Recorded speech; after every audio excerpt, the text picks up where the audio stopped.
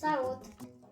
Astăzi vă voi prezenta cum să faceți un avion de hârtie care zboară foarte tare și vom începe.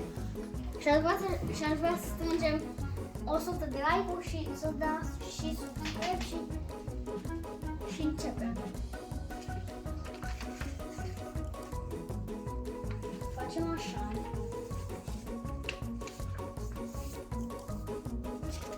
Iar după aia facem așa.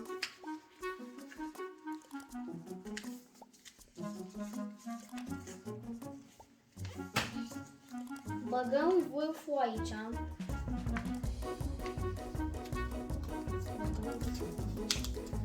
După aia facem aici așa. Mai facem încă o dată aici așa.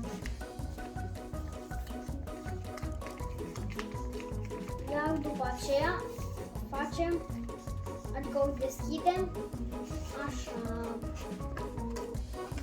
Și trebuie să le îndoim astea.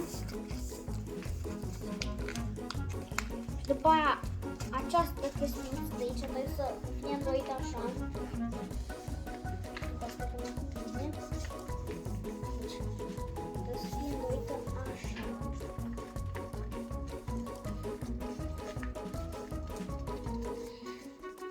Iar după aceea facem așa.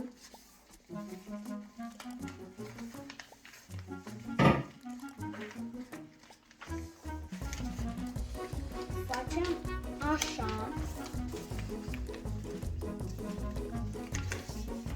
După aia astea le îndoim așa.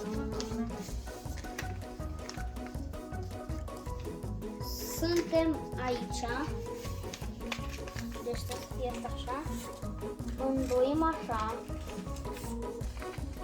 După aceea facem așa. Asta este pasul final. Și este gata.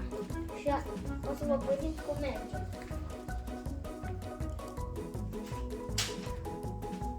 Merge bine? Eu zic că da.